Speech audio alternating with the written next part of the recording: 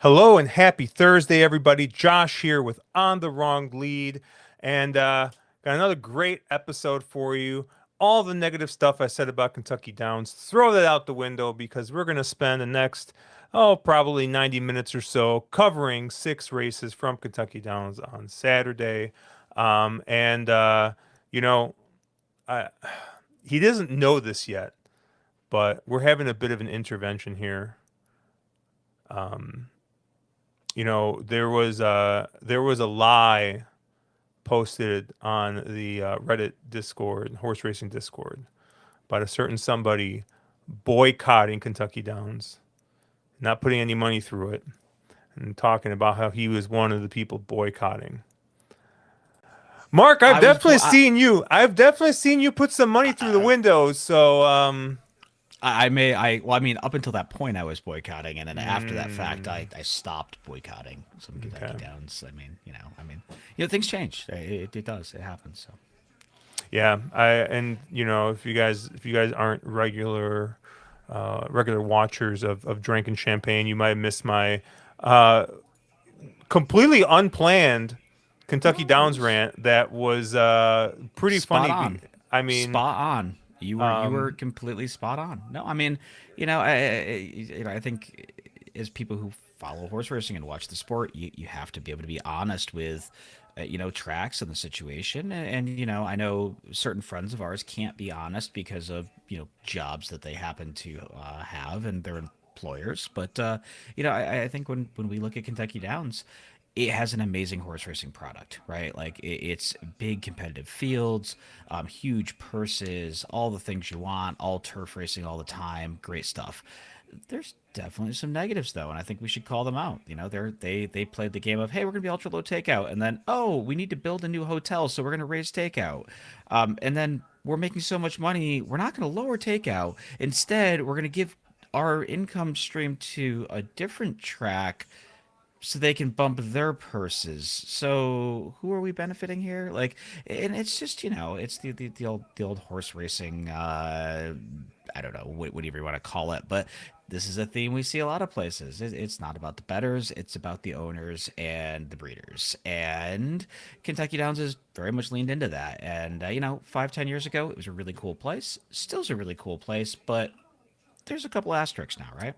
I'm laughing because you were talking about the owners and the breeders, and I think it was something that Andrew Champagne shared.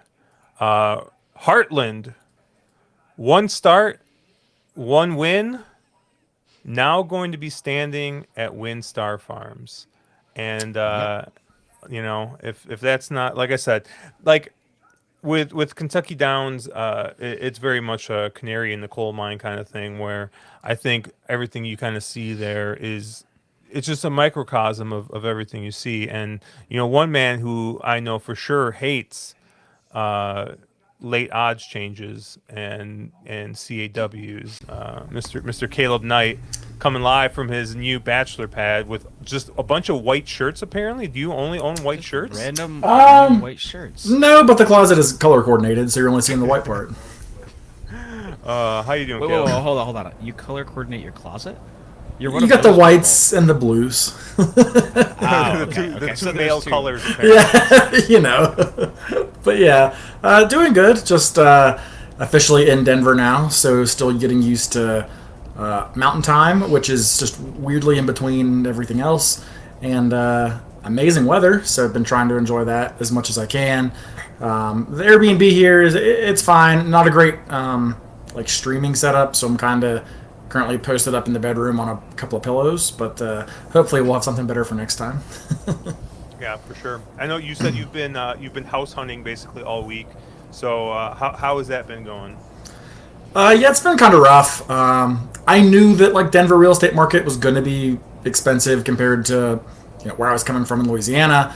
So the sticker shock wasn't so much of an issue. It's just you have a lot of places that have been sitting for a while that need some work, and sellers just not really willing to come down at all, even though they're not really getting offers either. A lot of places that are either super nice but in very sketchy neighborhoods, or super nice but in the sleepiest part of the middle of nowhere. So kind of hard to split that middle ground, but got a few more we hope to look at tomorrow, and then hopefully we'll find something there. Yeah, definitely. You get some Facebook Marketplace vibes, I think, with the real estate market. Like, I know what I have, right? And you're like, dude, you don't have a $600,000 house. Like, you got to come down a little bit here. But yeah, it's real estate's been nuts. I was telling my wife, saw a couple places listed in like the subdivision next to us, which are maybe the units on average are about 50% bigger than where we're at right now. So we're looking at like the 12 to 1400 square feet, 2-3 bedroom, 2 bath kind of place. And I mean, they're pushing like 300,000. And it's just like, man, like these things were like half this price not that long ago. But yeah, it's tough right now. Yeah, it is rough, dude. It is. But we were talking a little bit about Kentucky Downs and Mark's boycott of Kentucky Downs. So isn't Mark buying into the King of the Turf this Saturday? Dude, I know. That's what I heard. He's boycotting. I was boycotting. Things change. I mean, stuff changes. Yeah. So, but I know today, especially, you had and it looks like Al's saying you might want to stay out of Aurora.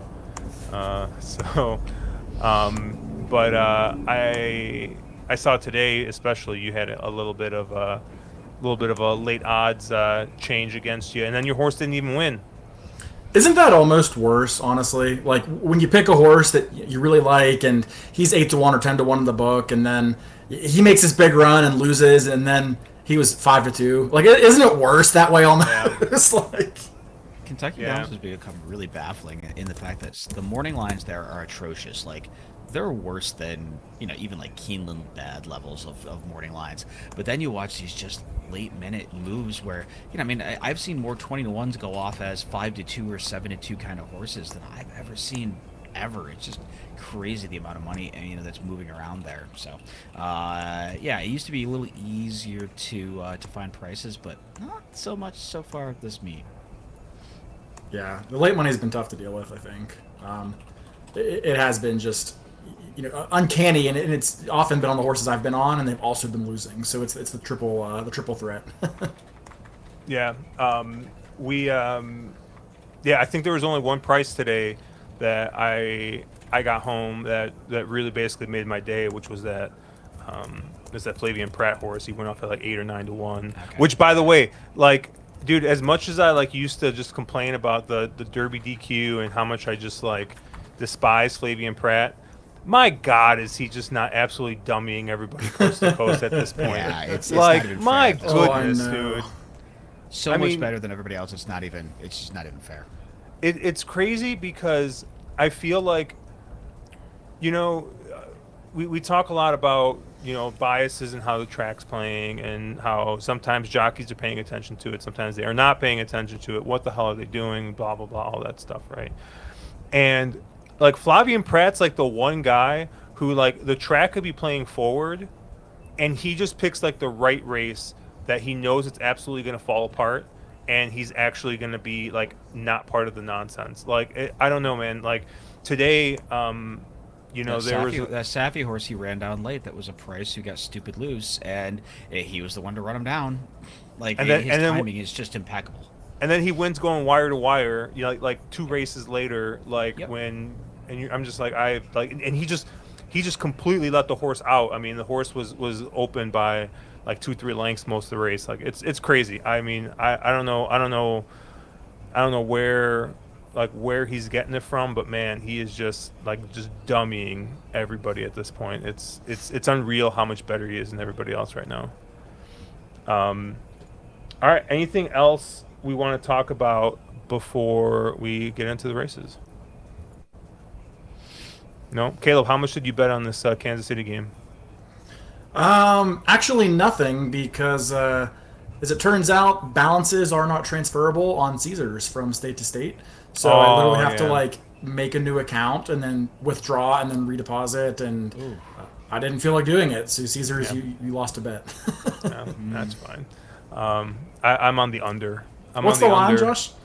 Oh, I don't even remember, dude. I bet it. I bet it yesterday. I thought it was like 40. 47 probably, Yeah, 46. something like that. I'm gonna have to look eventually. I'll pull it up in a second here, but yeah, as much as like I said, I was dunking on Kentucky Downs. I'll tell you, man, these 6 races are some very, very good betting races. I think you're getting some quality horses in here. And I think, interestingly, it seems that somebody finally sent a note overseas to let Aiden O'Brien know how much they're running for here.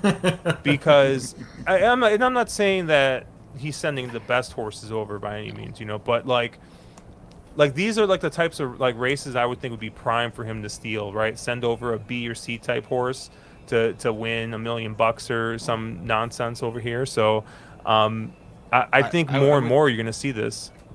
I would say it's almost to counter that, though. I think, and I think we've all talked about this. The gap between the Euro turf horses and the U.S. turf horses has narrowed somewhat in the last 5 or 10 years. And yes, he did send horses over, but I don't know if this is necessarily. This is definitely not his A tier crop.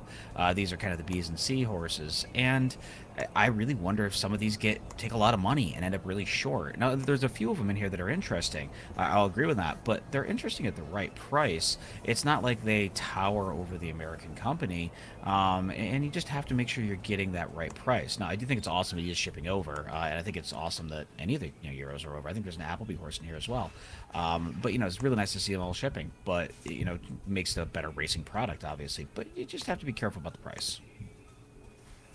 Yeah, I thought for sure there were a couple definite play againsts in these spots, but race 6 we're gonna be going a mile and 5/16 on the turf. The Light and Wonder Ladies Marathon Stakes, Grade 3 here.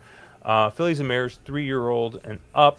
And I think this might be the smallest field that we're looking at here. It's only 9 horses, and your morning line favorite is the 2 Chop Chop, who is now a turf horse apparently. Greenfinch at 3-1, Vergara at 7-2, Nisi Marie at 4-1, 3 Priest at 8-1. Then you get double digits on everybody else. You know, this was one of the races, right? Aiden O'Brien sending a horse in Greenfinch over, and I got to tell you, man, I have some concerns about the distance with this horse. I mean, you look at the breeding and you kind of figure, it should be fine, but I don't know. The 2 worst races this horse has run have been going, the route distance, going a mile and a half and a mile and 5/16. I mean, the mile and 5/16 was a little bit better, right? I mean, finished by 3/4 of the length third to a pretty okay group, but I just think this is one that wants shorter.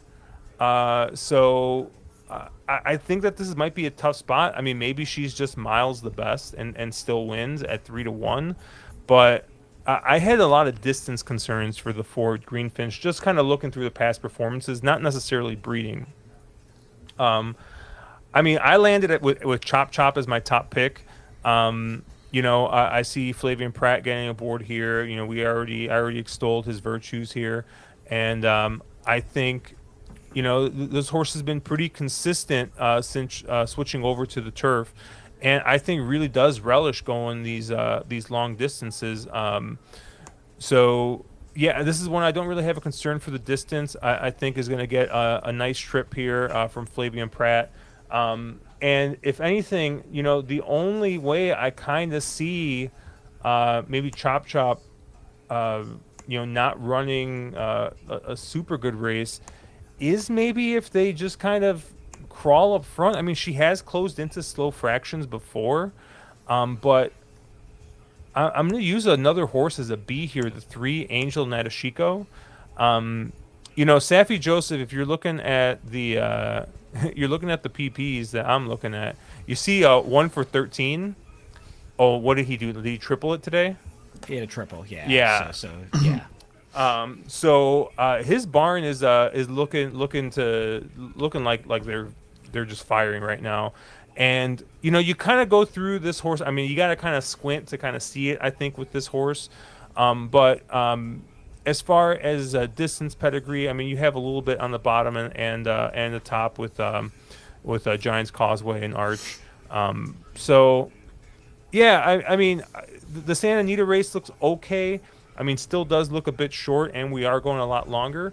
But this is one that I think is definitely going to get to the front. And maybe it's just going to be on the front, and you might just continue going the way that Saffy's Barn's been going the last week. So those are the only two I'm using in this spot. I'm going to use the two Chop Chop, and then I have the three Angel Netashiko as a B. Mark, how did you kind of see it?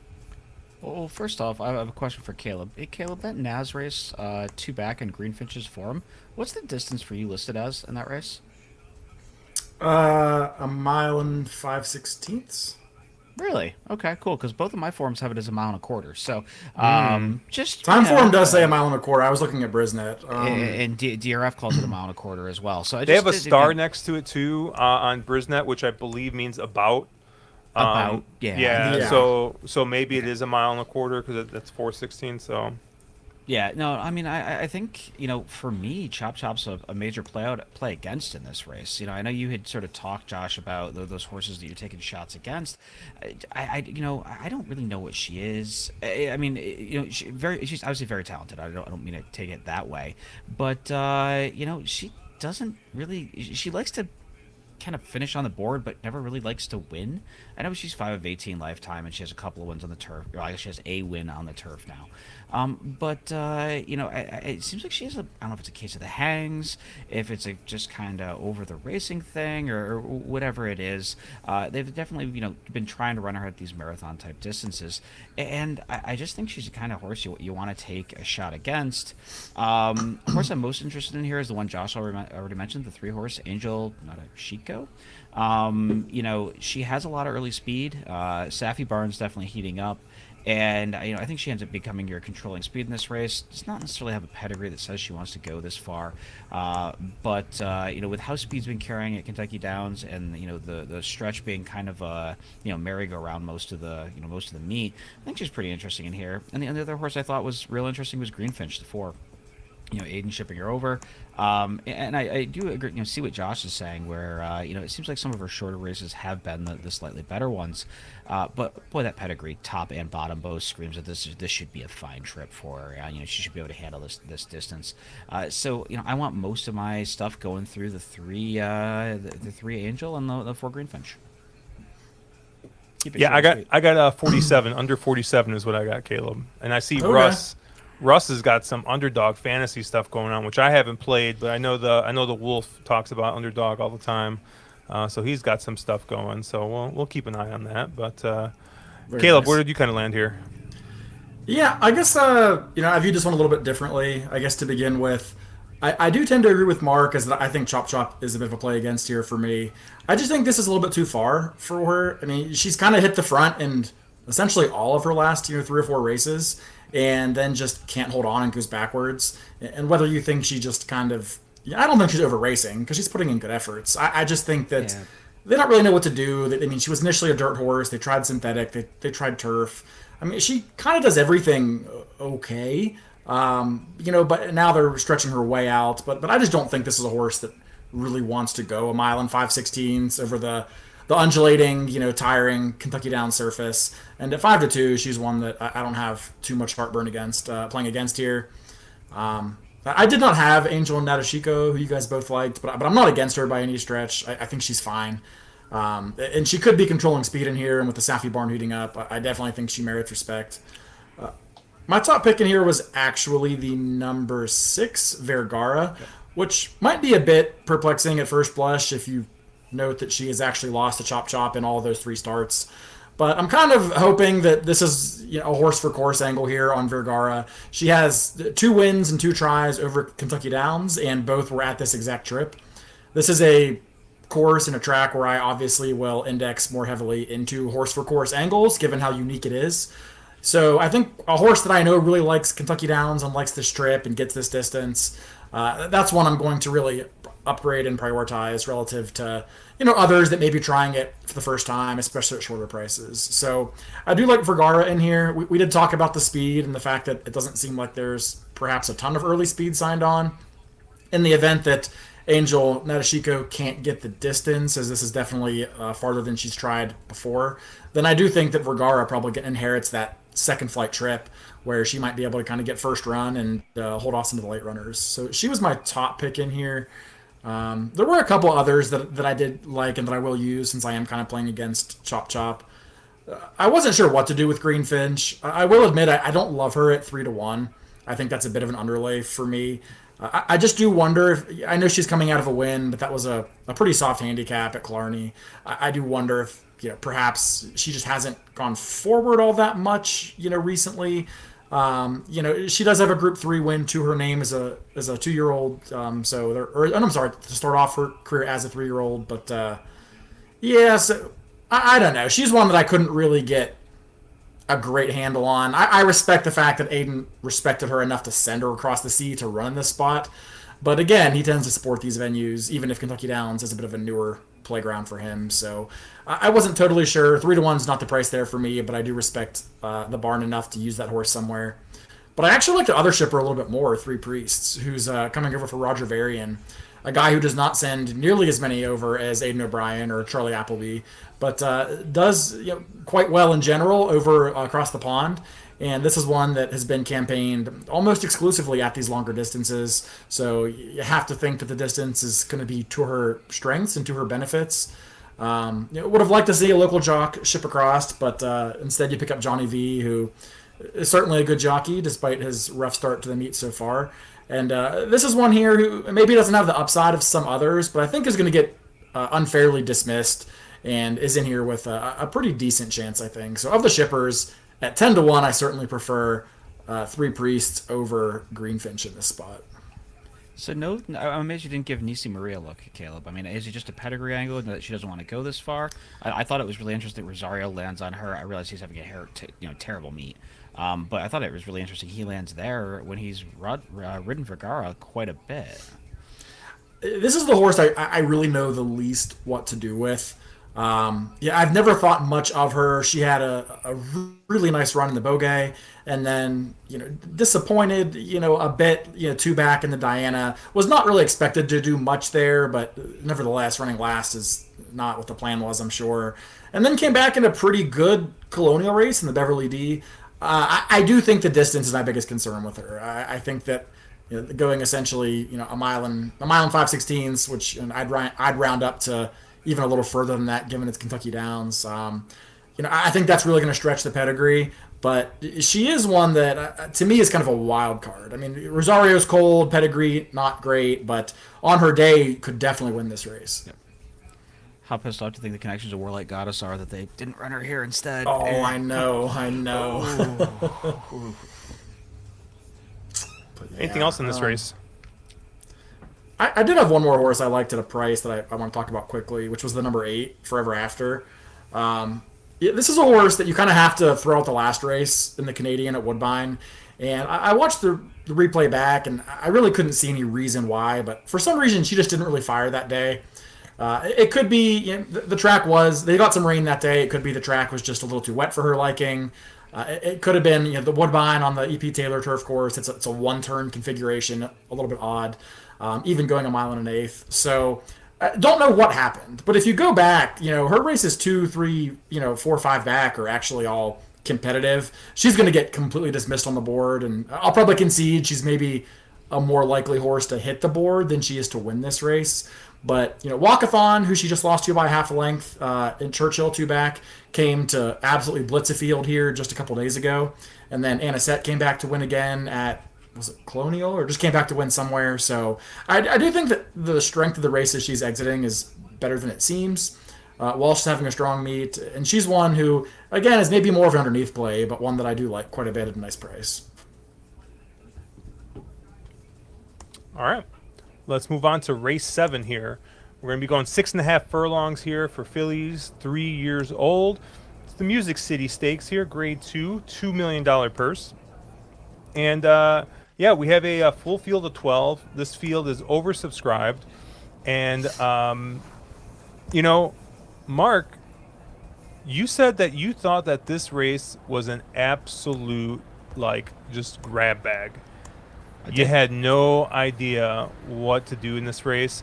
And of course, this is a race that I thought was made. Well, I don't know if I thought this race was so much straightforward as much as maybe I think kind of like you, maybe I saw like two or three top choices, and then I thought like everyone else kind of looked the same. So maybe that kind of made me stay a little bit skinny here. But Mark, I'll let you start. Where did you kind of land here? Yeah, no, I thought, of this sequence, which is six stakes races in a row, I thought this, for me, was the hardest race, just given the fact that there's so many angles you can chase. There's so many, connections that are cold, connections that are hot, a lot of shippers, it's just a really and it's also sort of a really weird pace complexion type of a race. It doesn't look like there's a crazy amount of pace for a sprint race, so you'd assume somebody on the front end would have a lot of advantage. But I didn't like a lot of the horses that kind of are going to end up on the front end. So, I had three horses listed as A's, and we'll start there, and I kind of kick it around and see what you guys think. But those two are three of them are the. And I guess I should mention before we get there, I think the also eligibles list is extremely interesting, and it really does matter in this race who draws in. And that we're really kind of starting with Twirling Queen, the 15, who I know Josh also liked. She's won four in a row, really good form. Does she want to go? Obviously this trip is a little bit further than what she's been running. I don't know if she necessarily wants that, but she's going to be extremely forwardly placed on a track that is pretty damn speed favoring. So Twirling Queen, super interesting if she does end up drawing in here. And then the other two out of the main body of the field that are definitely in the race are the two horse Kaioru for Cher DeVoe, and the three horse Time to Dazzle from Mark Cassie. I thought they were both kind of in good form. I think when you're looking at these horses for a 6.5 at Kentucky Downs, you want horses that have shown they can go a little bit further. So some of those, milers that may be cutting back, like Time to Dazzle, are very interesting. And I thought, Koiru, just given some of the connection angles around that horse, Jose Ortiz was really riding very well to start the meet off. And it seemed like she got a leg stretcher off the layoff and comes back in this spot. I would imagine this is kind of the race that they were pointing to. So I thought the 2, 3, and 15 were the three I was most interested in. But interesting to see how you guys landed, because I think Josh saw this a little more formful than I did. Yeah, I mean, I agreed with you on the three, Time to Dazzle. I thought Time to Dazzle made a ton of sense. I thought Horse took a big step forward this next time out. And yeah, I always love to see these horses coming from a mile, cutting back to 6.5 here at Kentucky Downs. Showed speed there. I mean, kind of just opened up. Maybe you're a little concerned about the possible Candy Ash trip angle. I mean, this horse did get out there by 3 lengths, and basically nobody like even remotely came close to the horse, and it was just kind of a different trip. I mean, Gulfstream, Joe Bravo kind of pulled off the same thing. You get Ricky Santana aboard, who knows how to get a horse out the gate clean and get him out in the front end. So, maybe you kind of get lightning in a bottle twice here with Time to Dazzle, and I thought made a ton of sense. I used the morning line favorite, the 9 Pounce here. Last seen winning the Lake George, and comes here, off a bit of a layoff, but has been just working really well. They were working the horse pretty frequently over at Saratoga on the turf track. So I don't know if they just got washed off or if this was the goal all along. But last work, nice bullet work before shipping over here. So you'd think after that last effort and the horse being pretty keyed up, with at least with the works are saying, I think is definitely really dangerous in this spot here. I think is a pretty versatile type, which I like to see. I think Dylan's going to have his choice on what to kind of do with the horse. Has one from coming off the pace when the pace has been blistering fast, and has also one going wire to wire. Going 7.5 when maybe the pace is a little bit slower. So. Dylan's ridden the horse already, so like to see that he stays on the mount here. He's shipping in for a couple of mounts, I think, on this card. So I thought Pounce looked really strong here as a favorite. I thought he was a worthy favorite. We'll see if the horse ends up being 7-5, and then he's a sure thing as soon as the gates pop. But I thought Pounce just made a ton of sense here, and I wasn't going to try and beat. I do agree with you, Mark. I think the also eligible list is really intriguing. If the 15 and or 16 draw in, I'm using both of them. I think the 16 and they're both stretching out from races at Saratoga. I think Twirling Queen's another kind of versatile type that can get the lead or sit off. I also, depending on where the rails are, and it's just a guess on where the rails are going to be at Kentucky Downs at any given point. I'm guessing they're going to be at 0, but if for some reason the rail's out, and Caleb, you can correct me if I'm wrong, because I know you know this kind of stuff more. I'm pretty sure the outside on these sprints is usually tends to be a little bit better with the rails out a little bit. So maybe something to keep an eye on. I know there's tons of tools and stuff you can take a look at for that type of historical data. But I thought both the 15 and the 16 being drawn outside in the sprint, I think is because I think where the sprint starts, they kind of go out right first. So I think being outside's not as bad on these sprints. So, but I thought both of them have races that kind of fit in with the rest of this group here. I think the 16 maybe is a little bit more intriguing to me than the 15, but they're both, I think, definitely worth considering in this race. But Caleb, where did you kind of land? Yeah, I mean, first, I guess to your point, I do think, going off memory, I don't have any data in front of me. I do think the outside's usually good in sprints. I know there was a year or two where the outside was dominant under all circumstances. I do think they changed the rail settings a little bit more, and I know the last, I think, 2 years when the rails come all the way down, the inside of the turf course gets very good as the outside has been a little more chewed up. So, yeah, with the rails still being, if the rails are still somewhat out, then I think you would want to look towards some of those outside runners. That being said, I agree with you guys on the AE list. Should Twirling Queen draw in, I think she's much the horse to beat in here. She somehow gets no respect ever and just continues to win. So I do think she would be the horse to beat if she draws in. We'll definitely need some help, though, because there are two others ahead of her already. So with that being said, I had a bit of a hard time in this race simply because I think the two likeliest winners are probably the horses you guys have talked about, which is the 3 Time to Dazzle and then the 9 Pounce. However, both are coming out of Mark Cassie's barn, who has had a really rough start to this meet. I don't know, I haven't updated the stats for today, but until today, he's had 9 runners at Kentucky Downs and has not hit the board yet.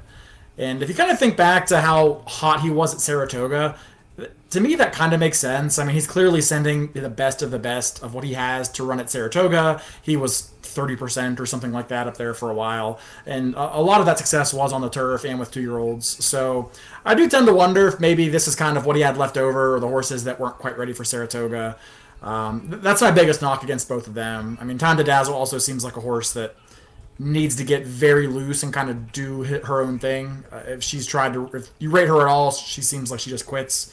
So I'm not totally sure what to do with her. At 6-1, I think she's usable. I wouldn't want to go much shorter.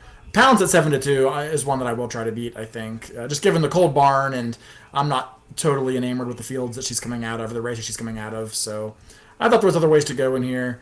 I did actually like the horse right to her inside, Buttercream Babe, and that's another barn that has not been good, admittedly. I think Maker's 0 for 16 or something like that.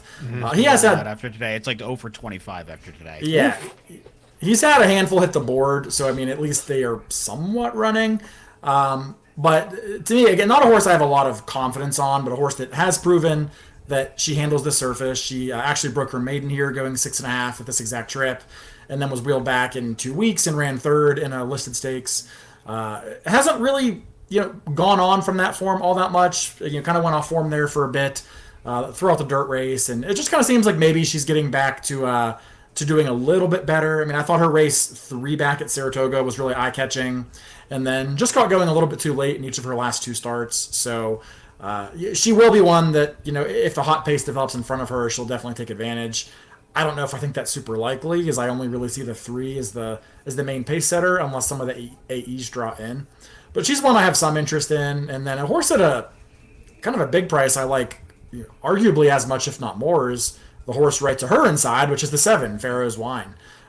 This is a horse who also, again, I'm going to sound like a broken record here, but horse for course has won at Kentucky Downs and has mostly been campaigned as a miler, and given the pedigree, I think that makes sense. I think she's a very adequate and talented miler for sure.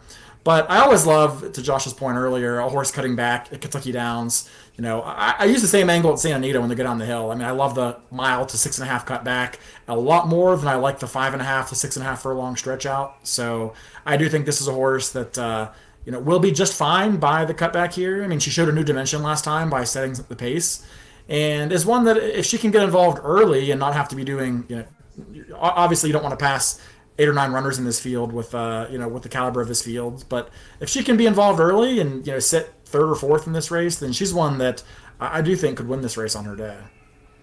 Yeah, I really like the 7 Pharaoh's Wine as well. And one other I thought that was interesting. Pharaoh's Wine is one of the big prices in this race I liked. Another one, and we keep playing to the inside. So go one more to the inside, Josh, into to Amist Waves, who I thought was actually a really interesting horse in the spot. This is a horse that they primarily campaigned at 5.5, so a little bit shorter than what she's going today. Pedigree says that going 6.5 should actually be right in her wheelhouse. And if you look at all of her races, she's kind of makes that late spurty run. So she definitely has enough in the tank late. You're getting the Fabian Pratt, who we've started the show off by talking about how well he's been riding. And in a race that does not have a ton of early pace, she might end up, and not necessarily on the lead, but she's going to be in the in that first 4 or 5 early in the race. So I think she's going to be involved early. She should get the right kind of trip. And I sort of wonder, there's a couple in here that I wonder if they actually want to go this 6.5 trip. I think she really does. Pedigree says she should. So at 20-1, realize that George Weaver Barnes been a little bit cold as of late, but I thought she was a really interesting player there. And I do really like Caleb's 7 that he mentioned. I was going to mention her if somebody else didn't. So. Yeah, I'm looking at Matthew Bickey here. He's posted his top 4 here. He likes a 12. He's posted a couple that we haven't mentioned in the 12 Vive Vove and the 14 Uphill Dance. Is it Uphill Dance or Uphill? Yeah. Did either of you guys take a look at these 2? I did not. I admittedly didn't spend a ton of time on the AEs until I really see who's going to draw in. But I didn't. Oh, the 12's not an AE. I'm sorry. Yeah. Not necessarily. I don't think a whole lot of bounce, I guess. And I thought, if this horse didn't beat Pounce, a little bit harder for me to get to it. What looks to be the second choice on the morning line. Not really one for me necessarily, but I have no real strong argument against her. I just think I liked others better. Yeah, I don't dislike her. I just liked others better. The 14 I would be more against, but I thought the 12 made some sense. You have to get her at the right price, though. If the 12 goes off at that kind of 5-1 range, no way. But I don't think she does. I think she ends up 10 or 12-1 in here, where she's much more interesting at that kind of a price. Yeah, I mean, Gaffleone has been taking a lot of money. Just he always does well here. I mean, so but he's 3 for 30. At what point do they get smart and realize he's garbage? He's been riding horrible. So there's jockey batch number 1. We started off praising a jockey, and then Mark comes in. You got to catch up. Yeah. I mean, sorry. All right, race 8 here. The Mint Millions with Caleb's favorite turf horse in training in Emmanuel, the one horse here. But this is a field of 11. And this is an interesting race because you got a couple that are wheeling back pretty fast. I think the 11 Goliad ran on the first. So is looking at basically what off 6 days.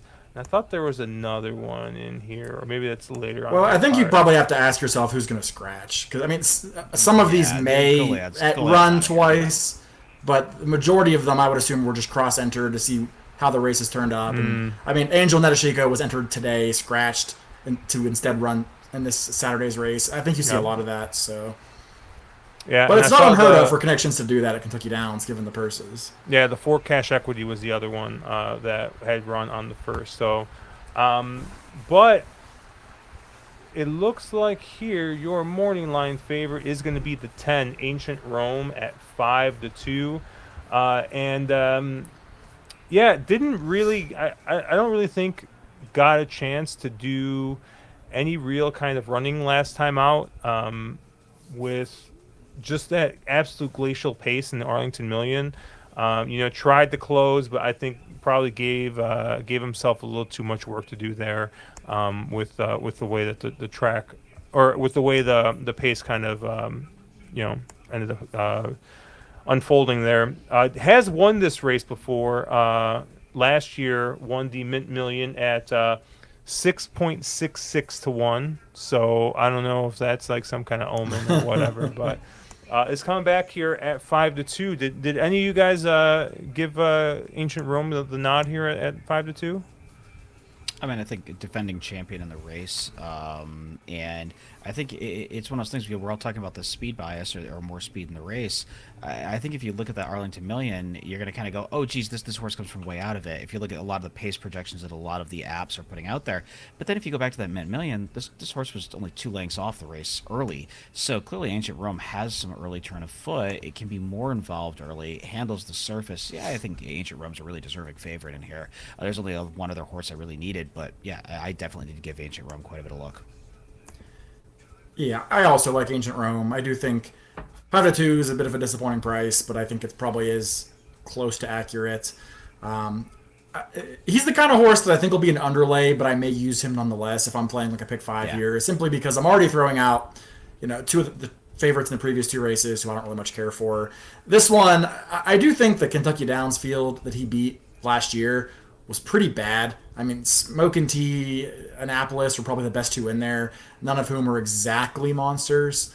And I think this field is coming up a bit tougher a little bit. So I'm not totally sure that I'm sold that this is a horse that I'm rushing to the window to single. But I have enough respect for this horse that, given my opinions elsewhere with some prices and going against other favorites, this is not a favorite I'm willing to completely leave off. Well, I'm gonna pull Caleb in the spot, and this is gonna be the short price that I definitely leave off my tickets. And yeah, I know this horse won the race last time out, but I don't know. I Well, mean, hold on. E7 is almost E8. We know who you're going to single. Go on. no. Well, so I guess I have a hard time with this because I do think that the winner is going to come from off the pace in this race. I mean, assuming all the horses run in here. I mean, I'm not trying to sound like Chase, thinking every race is going to is going to melt down, but I mean, this race has got to melt, right? I mean, No. look at all this pace in here. Like, this has got to be a melt race.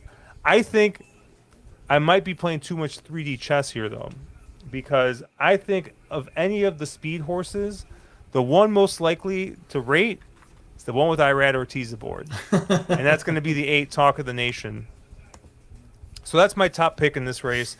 This horse has won coming from off the pace earlier in his career. Sitting just off, and I really think that that's going to be the way to go for this horse. I think Irad's got to just absolutely not get involved in the pace meltdown that might unfold. Now, granted. We've talked already. Some of these horses might be cross-entered or have run already and maybe don't run. Goliath scratches. Maybe you get another one of the paces that scratch. and the pace maybe just completely gets turned on its head, maybe we're looking at a different story. But I think of the pace horses, Talk of the Nation is probably most likely to be the fourth of those horses that are going to be forwardly placed, and probably the one that's going to be least likely to kind of get burned up on the front end. So I thought Talk of the Nation made a bit of sense here. Is 1-for-1 at Kentucky Downs, winning the Gun Runner, which is $1 million race last year, albeit kind of sitting just off the pace on what I believe was a pretty speed favoring track there. So yeah, so I like Talk of the Nation in this spot, and then I also like the 3 Irish Aces, who once again is another horse that has already run, but albeit maybe coming off like 10 days as opposed to 6 or 7 days, so maybe a little bit more realistic that Irish Aces runs in the spot. Obviously won the Tap It last time, going a mile and 70, and I just look at that trip, and I just imagine like, hey, I see that trip in this race, and that's a winning trip, I think, sitting fourth. And kind of closing into it. You get 12-1 on the morning line. I guess with how much money that the 10 might take in this spot, maybe that seems a little bit realistic. I thought, maybe you're getting closer to 8-1, 7-1 on this horse, just because I could have sworn that this horse had a little bit of steam going into some of those other races. So I don't know. I thought 12-1 maybe is a bit long. If I get double digits on this horse, more power to me. But I really liked Irish Aces in this spot. And then the other horse I'm going to use as a B if he runs is the 4 Cash Equity. Finished second last time out, and I just kind of see, there's going to be much more pace in this race. And I really think that this horse has done his best running when he's definitely gotten a bit of pace to run into. Hasn't won for a while, and you're getting 15-1. But Safi's horses, once again, have just been running their eyeballs out as of this last week. I think it's the right run style here. It's a Ken Ramsey-owned horse. Ken loves winning races here at Kentucky Downs. So I thought at a bit of a long price, Cash Equity made a bit of sense in here. So those are the 3 horses I'm going to use. I'm going to use the 8, I'm going to use the 3, and I'm going to use the 4. So you're 2/3 of a Bicky, huh? Yeah, I'm 2/3 of a Bicky. Who would have thought that? Bicky always yells that we don't agree with him enough. But look at here we are. I'm landing on Bicky's horses, the 4 and Matt, the 3. just don't play that race. Just throw it away. I'm sorry, bud. just tell him to skip that one. Mark, where did you kind of land on? No, we talked about Ancient Rome already. Probably my top pick in the race. The other horse I want is Talk of the Nation. I don't think Talk of the Nation needs to be on the lead. Yes, there is quite a bit of pace, but Talk of the Nation is going to sit 3rd or 4th early, and I think kind of inherit a fine trip going this distance. I know there is quite a bit of pace in this race, but I don't think that this is the kind of race that feels like it's going to come apart at the seams. I think Talk of the Nation can be on a little bit more of a pace and still be just fine. So, I thought I honestly think you only need 2 horses in this race. I think you use Talk of the Nation and Ancient Rome. I use them basically equally and move on to the next. Yeah, I think we see this race relatively similarly. I do think those are the 2 most likely winners, Talk of the Nation and Ancient Rome. I've never been a Talk of the Nation fan, but the horses Same. always shows up. Always shows up with his run one way or the other. And if you're in the camp that Carl Spackler is the best turf miler in the Western Hemisphere, then he's essentially would have won 2 of those races he otherwise lost, and then a mile and a quarter is just too far against Nation's Pride and Integration and a few others. The cutback here does make some sense. So yeah, I'm not really. I worry about the trip for him. I agree with you guys in the sense that he maybe isn't a true need the lead horse, but he certainly isn't a push button acceleration. Like, he's going to need a very careful ride, because watching his races, he does seem a little one pace to me in the stretch. So he's going to have to time that move quite well to be able to hold off some of the deep runners while also not being burned up on the front end, because if he only has a length head start on Ancient Rome turning for home, then I think he's lost. So it's going to be a tricky ride to work out here. But I do tend to see the pace and the most likely winners the same way as you guys. I don't know how deep I'll end up going simply because those are the top two choices. I was intrigued by Aiden O'Brien's runner with Mountain Bear in here. Horse ran quite well and lost to his stablemate Unquestionable in the Breeders' Cup Juvenile going a mile, and that was with a pretty bad post and a bit of a trip there. Has not really come out of that race all that well, but arguably has not just been in the best spots either. The long layoff into the 2,000 guineas was always going to be a kind of pie in the sky attempt there against some of the best turf horses in that division in the world. Came back and ran a much improved effort in the Jersey Stakes in the Group 3 at Ascot at 50-1, and then was expected to do well at the Corral next out, and instead finished up last by 22 lengths. Again, probably not really going to care too much about that race given that he got wiped out at the start there. Came back and ran well again in Leopardstown going a mile. So this is one that I'm not really sure how good he is, but 10-1 is a fair enough price that I'd probably pay to find out. And yeah, I mean, so beyond that, I mean, I do agree with Josh about Irish Aces a little bit. So I think those are the horses I'm probably most interested in. Probably mostly Ancient Rome and Talk of the Nation. I will have Mountain Bear on a ticket somewhere.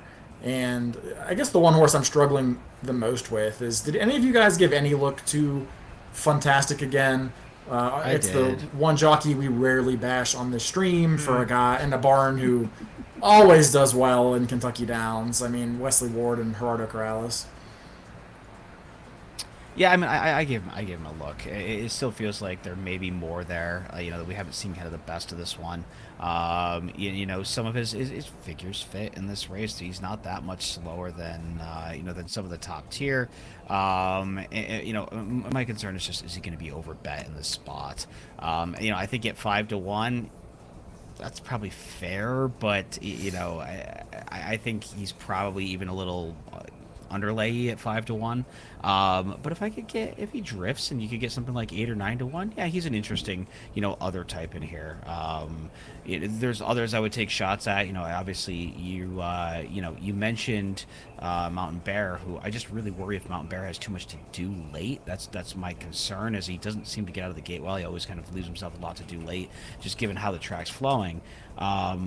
But I have a feeling that somebody like a Mountain Bear takes a lot of money just in connections, and maybe somebody like Fantastic again drifts a little. So, at the right price, yeah, he's interesting. Yeah, I mean, I could see that. Beat du jour, who is one of the greatest turf horses ever. So, Mark is just shaking his head, and he's like, I mean, Caleb started out with his line about the best turf horse, and I was like, oh my god, I just about fell out of my chair, and I haven't recovered from that. I'm sorry. Interestingly, Fantastic again. Corrales has ridden him, I think, 5 times, and Corrales has got 3 wins. 3 of the 4 of the horses wins were by Geraldo Corrales. So. I gotta go back to it. I mean, Caleb, are we really at the point where Carl Spackler is the best turf horse that we have? Turf Miler. Turf in the Miler States. that we in this. Who's better? You're not wrong, but my god, They retire Casa Creed yet? I mean, trust me, I have never been a Carl Spackler fan. I bet against him in the 4-Star Dave, and I mean he's just better than the competition right now. I think it's a weak Miler division in the Americans this year. I think the Europeans are going to have their way with us, but I think Carl Spackler is probably the best that we have. What about Ice Chocolat? Oh, I mean he's second best. Then I take it back.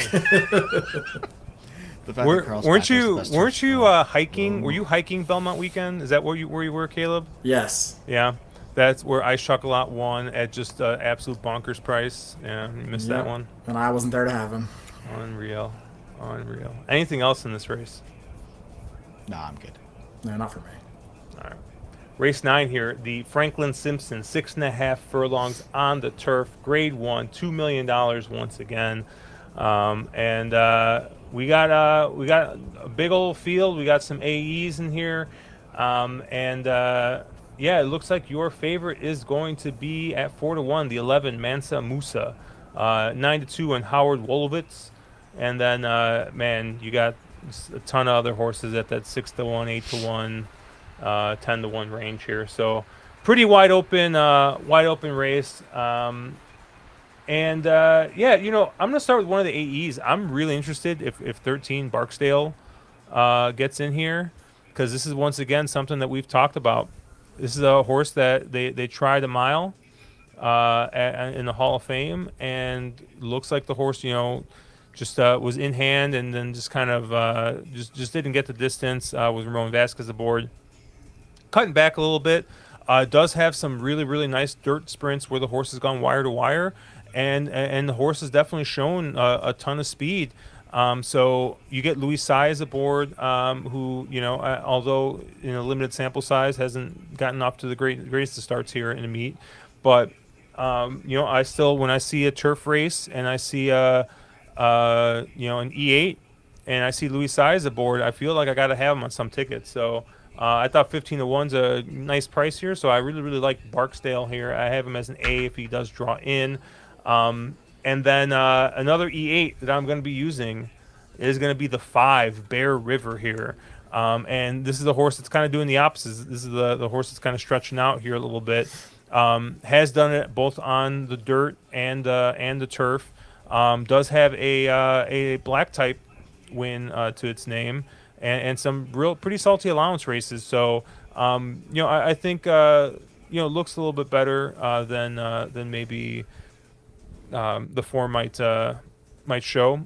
The Flameaways have been running pretty decent on the turf to start the Flameaways career. And James Graham, once again, limited sample size, hasn't doesn't have a win on the meet, but I don't know. I don't mind James Graham usually at fairgrounds. So I mean, how much different? I mean, isn't Kentucky Challenge just fairgrounds anyways, right? It's just basically the same thing. I saw someone was talking about the Kentucky Downs turf course, and someone said, "Hey, it's not a turf course. It's just grass and the fence. That's it." But yeah, I don't know. I thought Bear River was interesting in here. Just kind of looking to see, hey, where's the speed in this race going to come from? The other horses I kind of had marked down, the 3 General Ledger. Just another, hey, I see Safi horse. I see the cutback. I see Jose Ortiz, who is having a pretty decent meet at 16% here. And him and Safi, he's 38% over the last 2 months riding for him. So he's been getting some live mounts, coming off of, getting a bit of class relief from that Secretariat. And the cutback, which I really like to see. And I think this is a more versatile type horse, not necessarily one that needs the lead, but can get the lead if he gets it. But I wouldn't be surprised if we see something where the horse just kind of sits just off and gets first run on everybody else. So I thought General Ledger made a bit of sense here. And I think those are the only 3 horses I had. I had the 3 General Ledger, the 5 Bear River, and then I had the 13 Barksdale. Caleb, where did you land? Yeah, so that was a very Josh fashion race with all the E8s. But yeah, for me, I actually landed on the number 10, Howard Wallowitz. Yeah, the one horse that you and I did have in common actually was the 3, who General Ledger, who I'll come back to in just a second. But I think for me, Howard Wallowitz, and maybe I'm a little bit biased because I had him last out at the Mahoney at Saratoga. He should have won that race. I mean, he got a very lousy ride. He didn't get out of the gate. And then he stayed on the fence when if he just tips out, he wins pretty comfortably. Never gets a clear run until the race is essentially over, and then gallops out way in front. So I really think that he's much better than that race showed. He had some legit trouble there. I do hate the fact that Irad Ortiz gets on board because that's going to kill any value that you may have from this. But I mean, he's 9-2 in the book, so clearly you're not going to get a price on this horse. But I do think he is your most likely winner. His Gulfstream Maiden Breaker was extremely impressive and very, very fast. And I think his last race, I'm curious, Mark, because on time form, the race comes back quite well. Brisnet really hates the Mahoney. I tend to think that's just a really bad figure on Brisnet's part. But I think there's a lot of bad figures in this race we should talk a little bit about. So what did DRF have the Howard Wallowitz buyer come back at from the Mahoney Stakes? It came back in 88, which in this field is very slow. But but I do like the horse. So I mean, time form give it a 112, which fits very well within this Did field. they But split it out? That did Timeform split it out at all? They got any markings on it, or is it It's not marked as a breakout it's or a not pace marked. adjusted No, fig, interesting? nope. which Yeah. I thought was Uh, curious because if you look at other horses in here, just more on the topic of like well, Apollo 10, who is I think the six.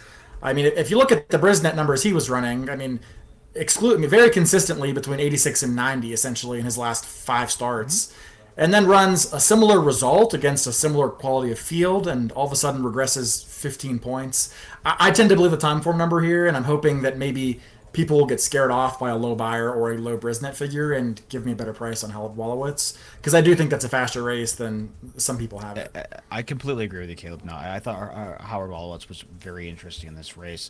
I think there's definitely a few others in here, but there are definitely some bad figures in here. And I don't know if you're done talking through, but if you want to talk about bad figures, the Mensa Musa race is probably the bad Yes, figure of the that's century, the. right? Oh my god, yeah. The horse has run 100 time forms consistently his entire career. Jumps and runs a 122, and suddenly he's the morning line favorite on a two-back race where he finished second. Like that is an absolute the definition of a terrible figure, and a horse is going to take money off it. The quick call was the one that kind of with the 120. Yeah, I think the that 120 from the time. I don't know how it looks again. I mean, Brisnet also has it, maybe not quite as fast, but is a big number there, and I think that's just a bad fig. Here you go. Mensa Moose's since going to the United States 108, 107, 108, 122, 110.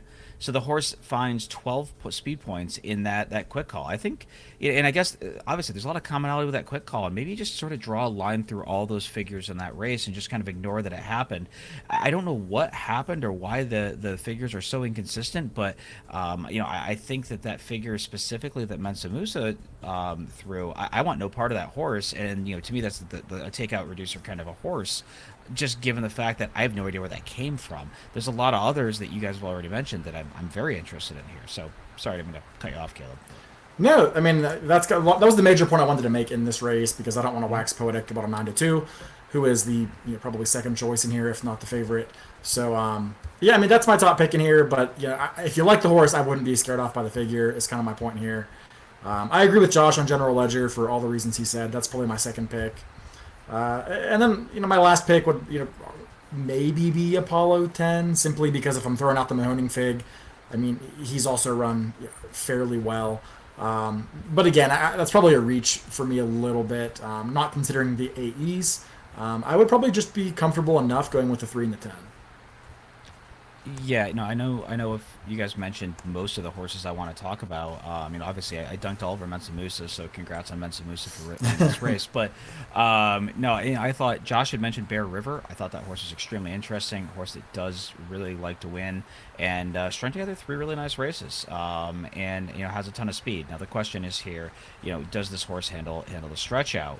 But I do think Bear River, anywhere around that 12-1, super interesting. Apollo 10 and Joe Shiesty, the 7, just to the outside, are both to me very, very similar horses. Very much every other type patterns. I know we haven't mentioned Joe Shiesty, the 7, yet, but both of them are every other for their last 6 races, and this is the every race. Joe Shiesty probably ends up on the lead in this race, or darn close to it. Depends on how aggressive they get with Bear River, the other sort of super speed horse in here. So I thought Joe Shiesty made made a ton of sense. So and then the other horse that I had in here was the 10, Caleb's Howard Wolowitz. So I think but we all kind of saw the race very similarly, and I think we're all somewhat chasing some morning lines that we're going, oh, that's a really juicy price given what I'm seeing and how this horse fits in this field. So I was 5, 6, 7, 10 on top. I would imagine we'll get some scratches and some defections and things. But yeah, definitely a lot of value to be had there. My condolences to Matthew Bickey, who once again basically landed on all the horses I did in the 3 General Ledger, the 13 Barksdale. Did I have the 4? No, I didn't have the 4. So he liked the 4 yellow card, which we didn't talk about. Congratulations to yellow card. Yeah, yellow card there. And then he liked the 16 as well. How's your attitude? Was another one of the AEs. So Josh, how are you not all over where you at, Vince? The 14. Yeah, right. That is that is potentially the most Josh horse I've ever seen. It's It is. Corrals on a Revelli horse that's the definition of cheap speed. Out of I mean, Hawthorne. out Hawthorne. of Yeah. Hawthorne. I mean, how much more Josh can you get?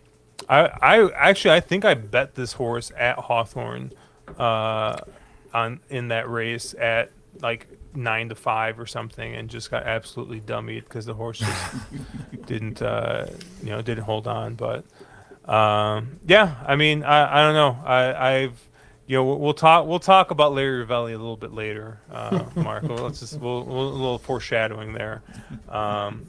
Race 10, the Kentucky Turf Cup, gonna be going a mile and a half on the turf. Grade 2, another $2 million race, and got a nice field of 11 here, and your 8-5 favorite is the number 2 Integration.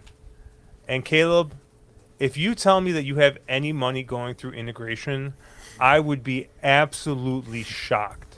It would be the most shocking thing in the world, because I wanted to write all over this, just write Caleb in no way, shape, or form is going to have this horse on any of his tickets. So Caleb, please tell me I'm right. I do not have integration money Okay. anywhere. You are correct.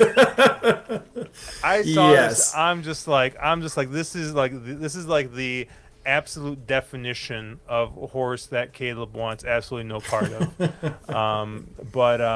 Yeah, we'll see how this race gets bet. I thought 8-5 was a little aggressive. I do see Integration taking money. Obviously, they're going to see the connections, or at least they're going to see Shug. It's a West Point horse. Those horses always take some money.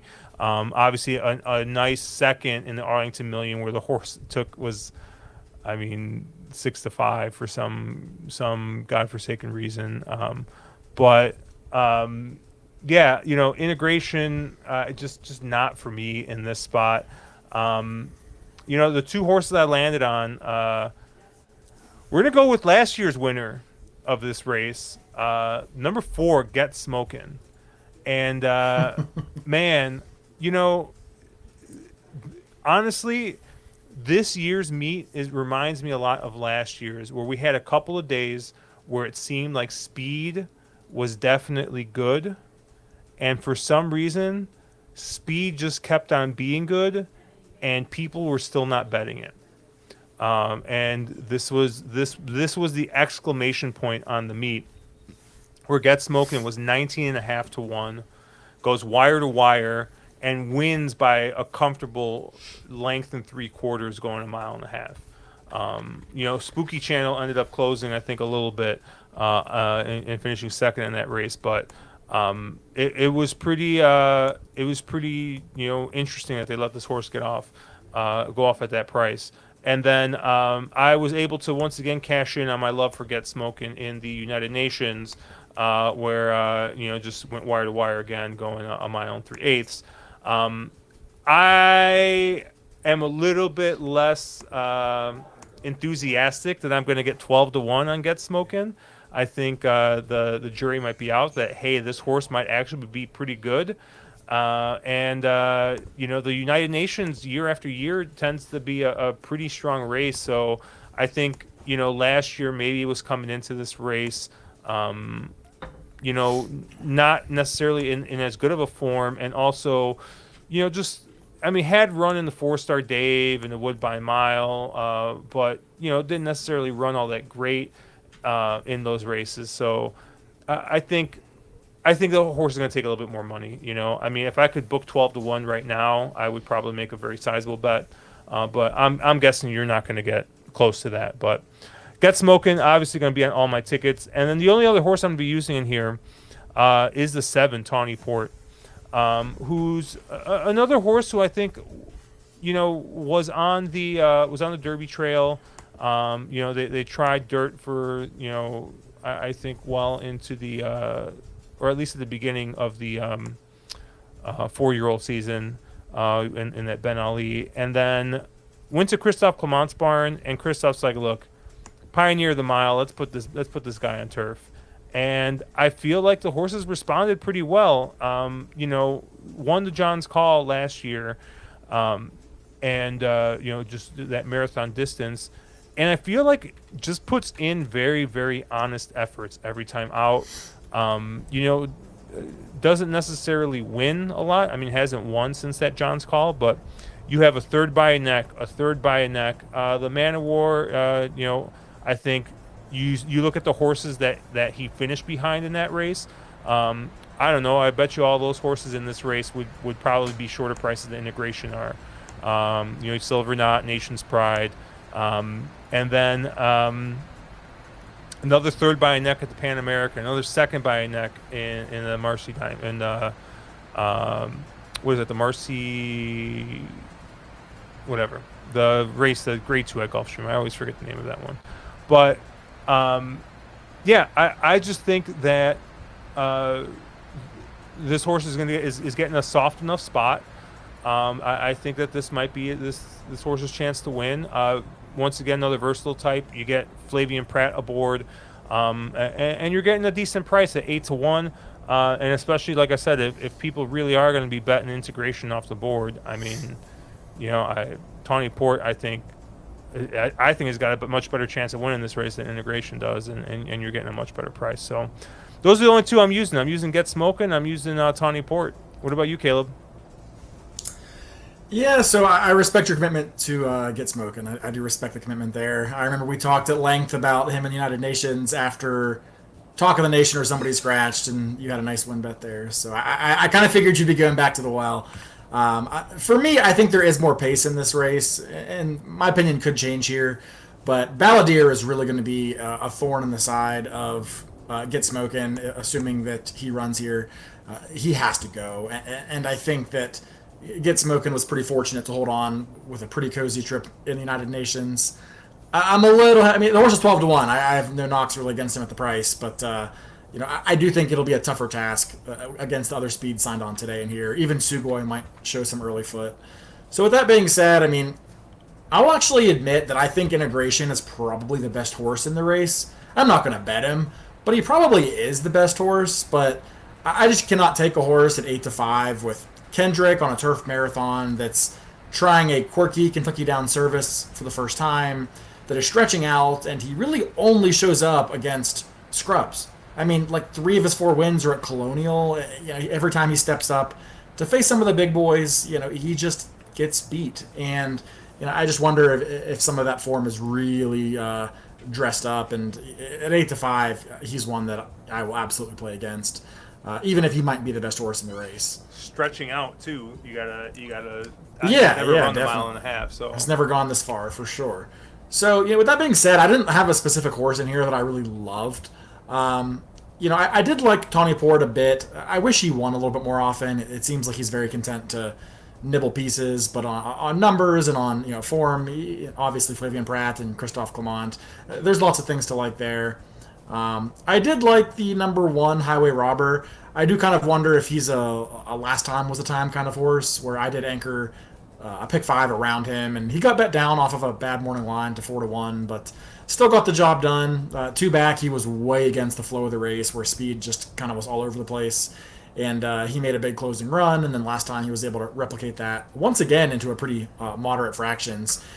Jockey did a much better job of timing his ride, if you can tell by the running lines there, where he makes an early move to hit the front at the second call and then is able to have enough to hold on. So I do like Highway Robber in here. I mean, I also respect another horse coming from that race, the number 9 Anglophile, who I think probably had a worse trip than Highway Robber in that race. He was wide, and then he was very wide around both turns. He was also further back, and he didn't get quite that early move that a Highway Robber did, and I think that really cost him at the end. I'm not sure the strength of that race necessarily compared to this, but he's one that I think if you like Highway Robber, then I think you have to somewhat like Anglophile at a better price. And then, there's just a lot of ways you could even go in here.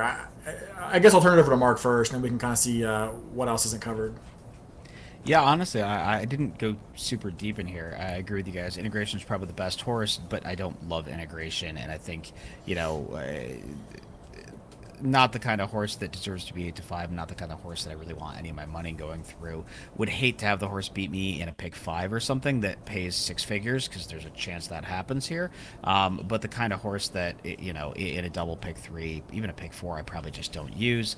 Totally agree with Josh and Get Smokin'. I think Get Smokin' is the horse I'm most interested to bet, just given how the horse how the track is playing, and also given the fact that the horse loves the surface and the distance. Again, these horses that have won at Kentucky Downs tend to win back at Kentucky Downs. So I think Get Smokin' is super interesting here.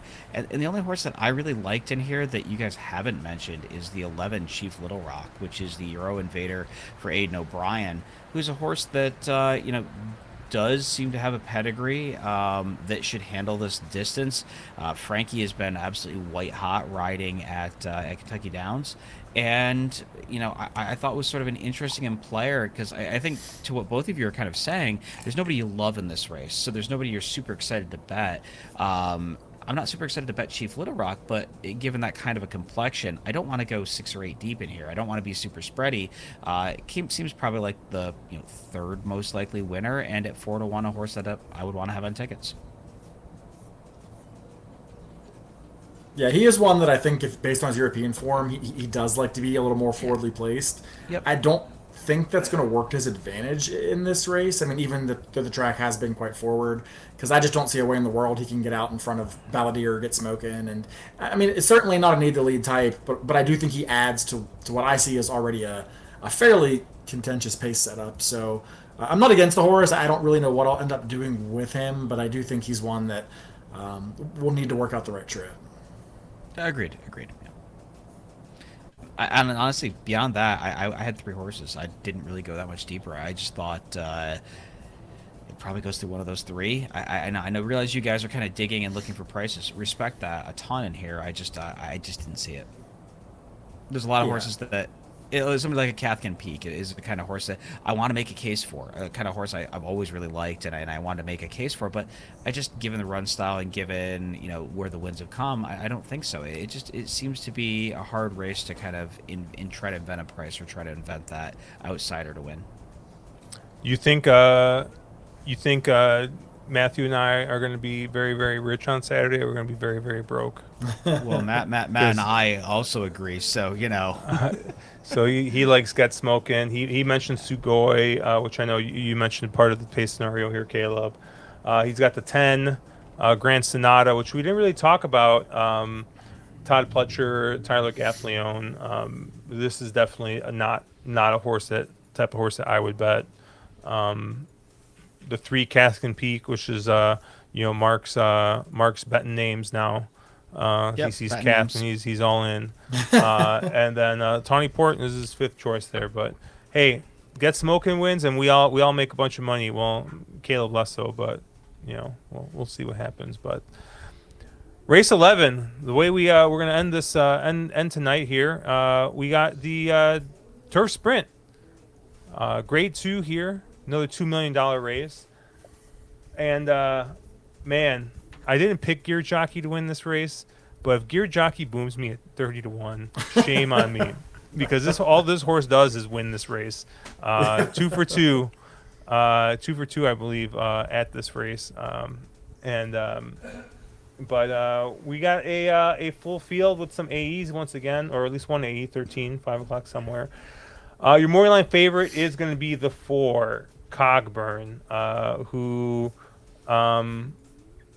For all intents and purposes, seems to be kind of taking the mantle as the best turf sprinter here. Winning the turf sprint at Churchill, and then winning the Jaipur. But 0 for 1 here at Kentucky Downs, and didn't necessarily run badly. Kind of was a blanket finish last year, but maybe a little bit of concern there. Mark, I'll let you go first. Where did you land in this race? I don't need a lot of time to talk about this race. I think you single Cogburn, and you probably win this 90% of the time. He's the best turf sprinter in training right now.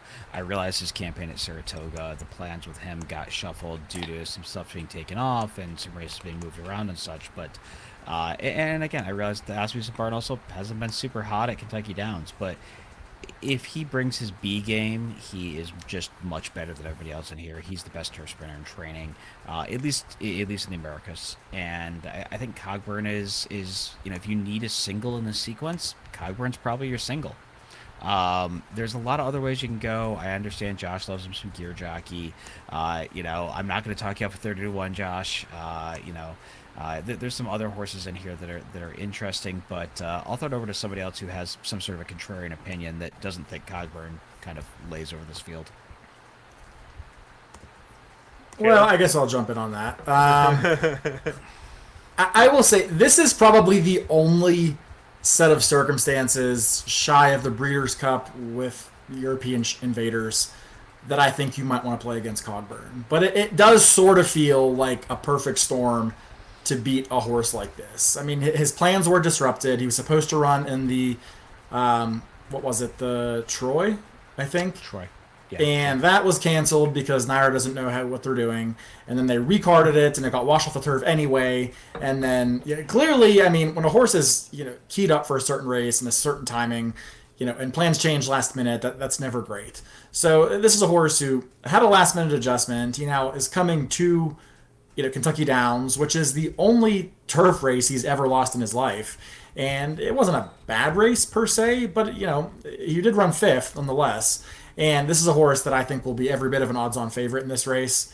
So I will say that in any other circumstance, if this was at Saratoga, if this was at Monmouth, Aqueduct, Belmont, whatever, this horse is probably a stone-cold single. But the combination of factors for me, I'm not going to tell you not to single this horse if you want to. I think he probably is your best single in the sequence.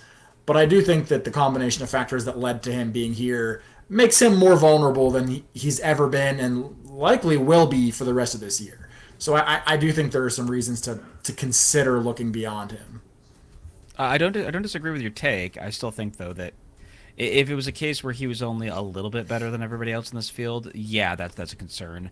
It's just the gap between him and everybody else is huge. But I appreciate your take in trying to beat him. So, but that's a gap based off of two races. I mean, right? I mean, two races at Saratoga and Churchill, right? Because I mean, it wasn't like his Lone Star races and prior Saratoga form was all that intimidating. I mean, he really just kind of got good in his last two. The change of pace. Well, his Troy last year was really, really good as well. So, I think they figured out he was a turf horse, and then he's really just continued to really take those steps forward. I'm not bashing your take if you're trying to beat him. He's going to be short, and there's a ton of value to be found other places if you think you can get around him, or even if you can get prices underneath him. Totally get it. Yeah, and I guess I'm just saying that. Like I said, I'm not really adamantly against the horse like I would be an integration type or a chop or something. But, if you look at his numbers, I mean, he ran a 132 time form last out, which absolutely wins this race 9 times out of 10. More than 9 times out of 10. But other than that, he runs, his 123 was his next best, and they had a couple that were in the higher 1-teens or around 120. And there's a lot of horses in here that can run a 123, which doesn't necessarily mean he has one figure that makes him 4-5, and then one figure that makes him 3-1, and then a bunch of figures that just make him just another horse. I understand you're discounting quite a bit here, but the Kentucky Downs race, he was beat. I just think that, again, if you're ever going to take a shot against him, now's the time. So are you taking a shot against him?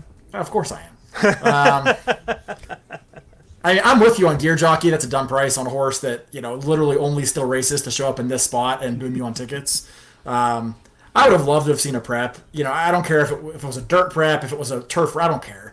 But I would have loved to have seen a prep. I think this is a very, very tough ask for this horse. But just given his propensity to show up in this race, he'll be on at least one of my tickets. With that being said, I do think you kind of have to look at arguably the horse with the best chance of pulling off the upset. Josh, why don't you talk about your horse? Josh, talk about him. I am not using no balls. If you're talking about the time, not using no What? balls. I am not using no What? balls. I am not. There's probably no horse in Wow. history that's made me more money than that horse. I assumed you were I going to be all over it because you foreshadowed Ravelli and Corrales, and you disappoint me, Josh. well, I foreshadowed Ravelli.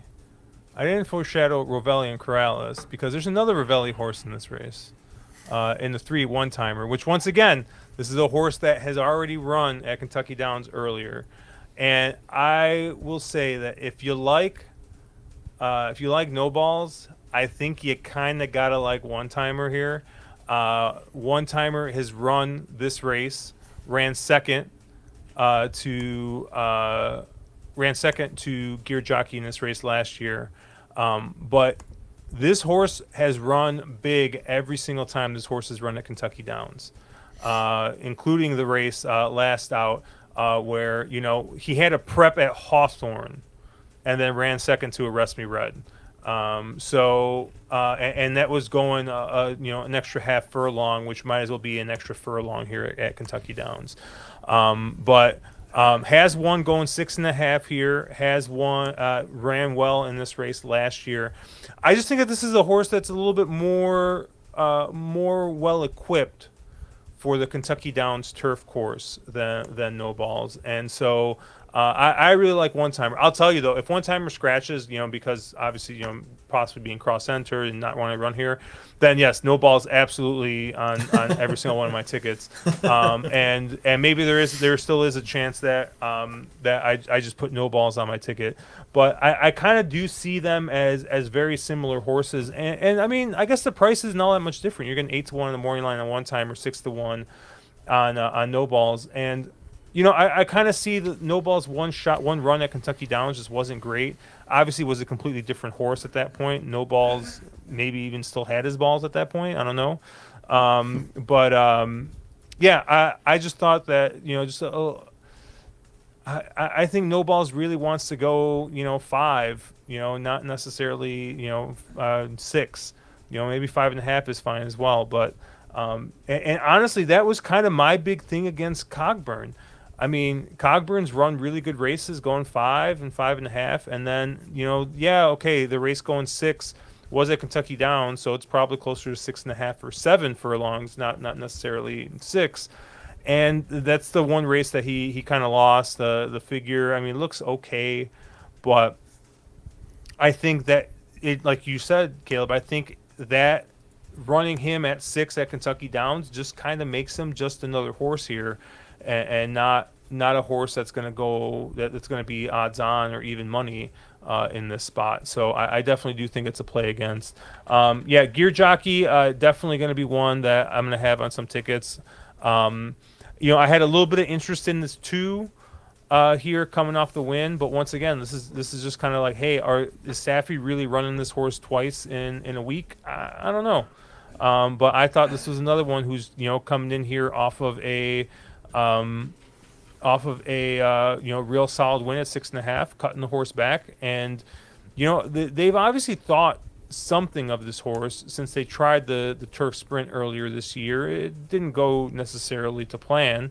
But maybe this horse is going good, and they're gonna try it. They're gonna take another shot and try and go.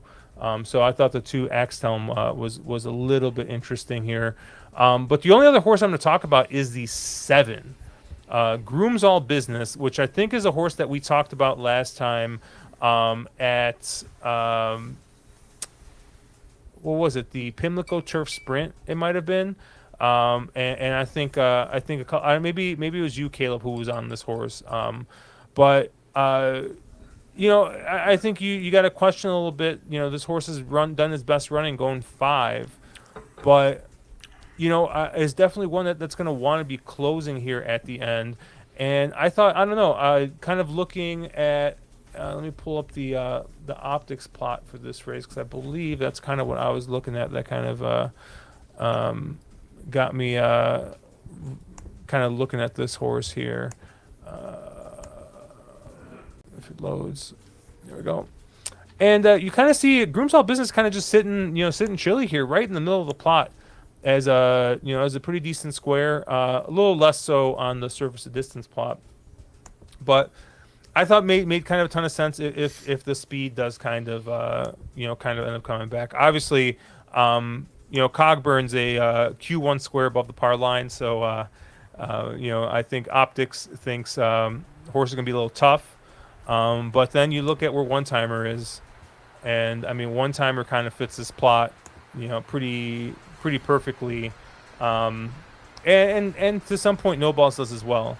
So that's kind of where like I was coming from, where I kind of thought that they're pretty similar horses. Obviously, if one scratches, I mean, I think that tells you all you need to know about the other one. Bet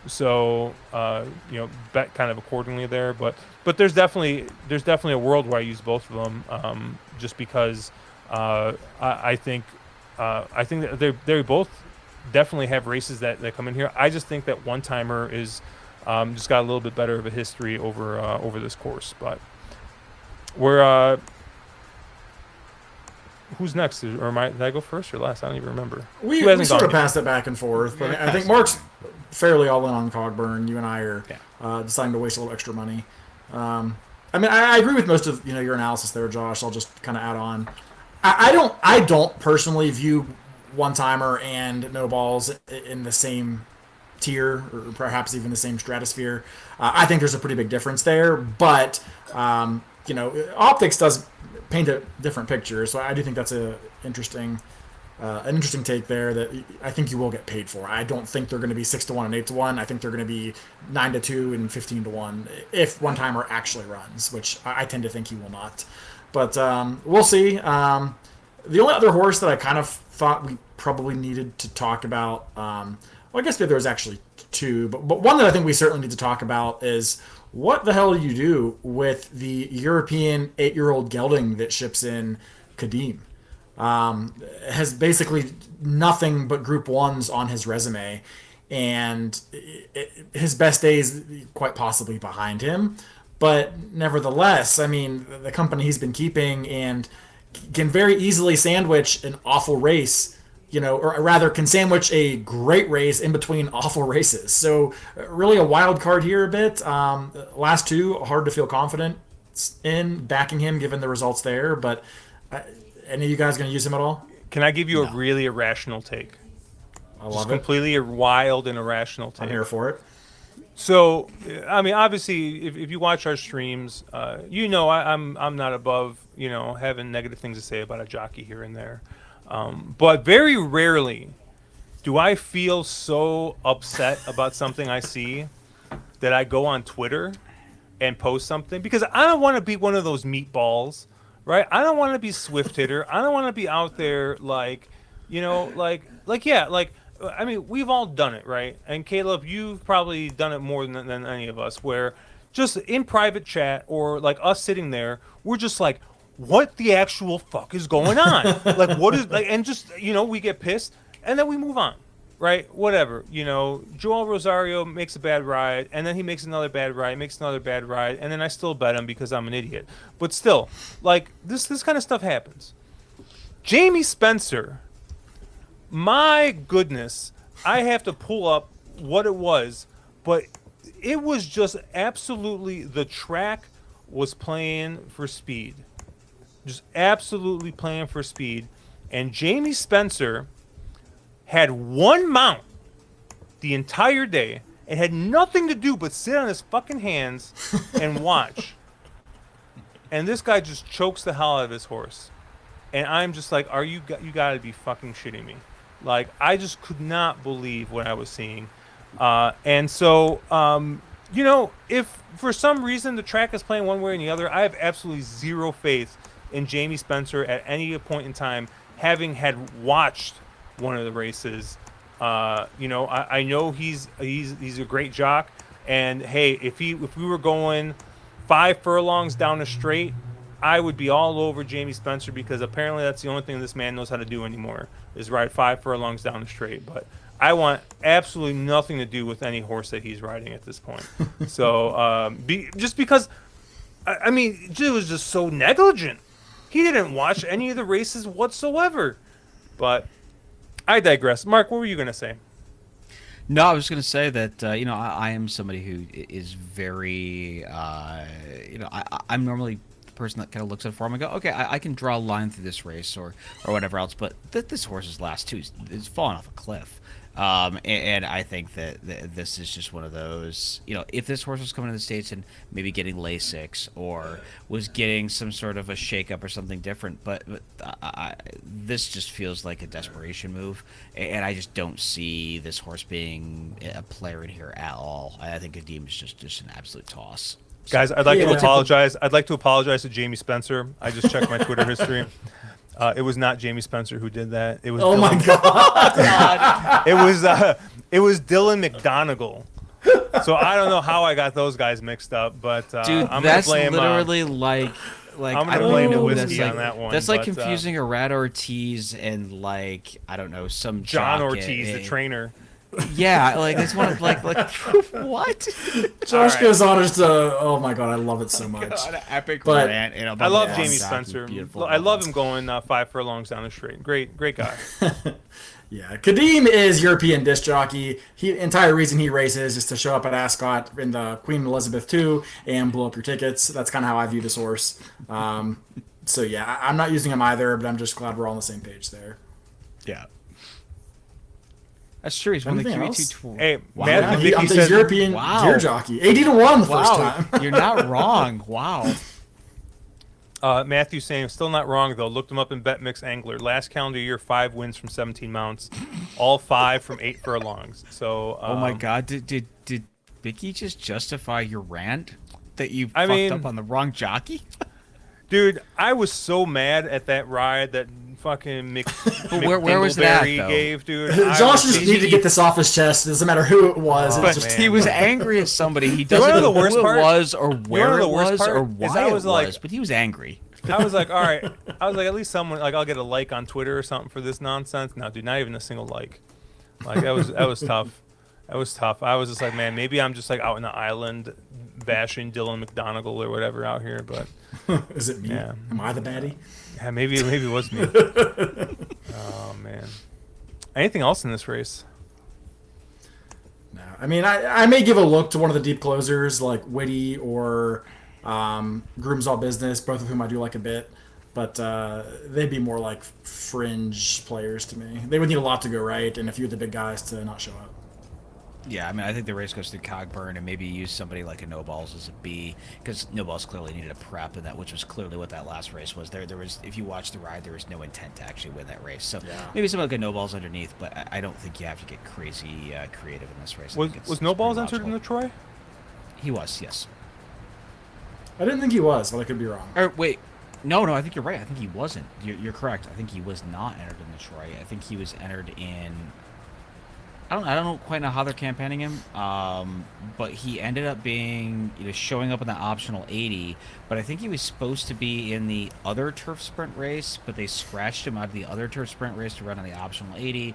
I think it was just get a prep in him. He had the long layoff since the Breeders' Cup, get a race into him, and then point him for something down the road. Oh, you know what? I think he was entered in the. It was a Hawthorne race. Hawthorne race. He was entered in the Hawthorne race with that one timer ran in, and when I saw that he scratched, I sent just an inordinate amount that I would ever bet on a 1-2 horse in a one timer who finished second.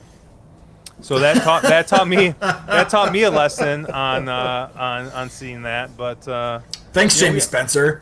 Yeah, thanks, Jamie Spencer. Oh no, it was David Cohen, who was another guy who one of the few people who had me blocked on Twitter. I told you that story, right? Did you actually know David who he Cohen? was when you got him for yourself? Yeah. blocked? So you remember when there was like a feud between David Cohen and Ricky Santana Jr. going on, and David Cohen came out on Twitter and basically talked about how dangerous Ricardo Santana Jr. is riding and all this stuff, and I just replied, "Wait, didn't you just finish serving a suspension for hitting another jockey with a whip?" And then he blocked me. Because he had just finished serving 30 days or something because he hit some other jockey with a whip coming down the stretch or something. So, yeah. Love jockeys. Love all of them, especially Jamie Spencer, my favorite European BFF, jockey. Yeah. But, Yeah, that's going to do it for us. Obviously, check us out at ontherwronglead.com, at wrong_lead on Twitter. Mark, I don't know if you're going to have any more shorts with Saratoga wrapping up, but you might be jumping in some contest stuff. Maybe we'll take a look at some Del Mar. Del Mar's got some good stakes action. Is this closing weekend for Del Mar, or they got another week after this? Caleb, you're I the don't Del Mar know. whisperer. You're just like winning Yeah. left and right, and I didn't see you bet a single thing through Del Mar, so I don't know what was going on. I've been so today. busy. I've been kind of unplugged, but trying to bet it as I can. I did not hit anything today at Del Mar. But yeah, I think it's closing weekend. But they usually start a week after Saratoga and run a week after, I think. So I would assume this is closing weekend. I could be wrong. Yeah, I tried to Google it and I can't find it, but maybe we'll have some stuff up for Del Mar. So that's coming to an end, and then we're gonna get back into Churchill Downs. I think it's no turf racing once again for the fall meet, and then we go to Keeneland. Keeneland. Wait, in are October. you trolling or is it actually no turf? No, they took it off. No, there's none more. I thought they took it off the turf again. Once again, the Or did I make bluegrass that up? state cannot grow grass. Did I make that up? There. I don't No, know. you didn't make I'm it up. asking because I haven't really been on Twitter in a few weeks. I'm pretty sure that's correct. Yep. Pollock report off the turf. Churchill Downs won't host grass racing in September. It's been like 3 years, hasn't it? Dude, did you know that for a state known for growing grass, apparently you cannot do it in Lexington. It's just impossible. They could build a $1 billion paddock, but they can't fucking grow a damn turf course. Like it's unbelievable. Colonial Downs has a really nice turf course, and what they do, they fire the Absolute superintendent. Apparently he was doing too good of a job. Turf course Making was too Churchill nice. look bad. Yeah. So yeah, dude, it's just wild in Kentucky right now. But we'll have Keeneland back, which is just like the most, I get so excited for Keeneland, and I bet it for like one day, and then I'm like, why was I excited for this? So You were really excited about maiden 5K claimers, huh? I mean, I don't know, man. I think I'm just counting down the days till Turfway at this point. I mean, how long we got? Yeah. When's Saratoga start again? From Next what I heard, Belmont, so, June. Yeah, and then June, they're gonna yeah. run. They're gonna run. July 4th through Labor Day. Yeah. So Caleb, we might be able to go to Saratoga in June. June it is. Yeah. So Belmont? no, week after. They're not going to go back wow. to. They're not going to go back to Aqueduct. That's the Well, talk. it's not. but It's we'll not the week see. after. They're going to run Belmont, and there's going to be like a 2-week break with no racing. Then they're going to come July 4th through Labor Day at Saratoga. They're going to run the Stars and Stripes at. Yep, at Saratoga. It'd be fun. Yeah. Let's see how expensive it'll be. Yeah. But all right. OnTheWrongLead.com, at wrong_lead on Twitter. I'm at Cherry Drank. Mark is at 2 Turns. Caleb is at CalebWVU. Have a good week, guys. Let's make some money.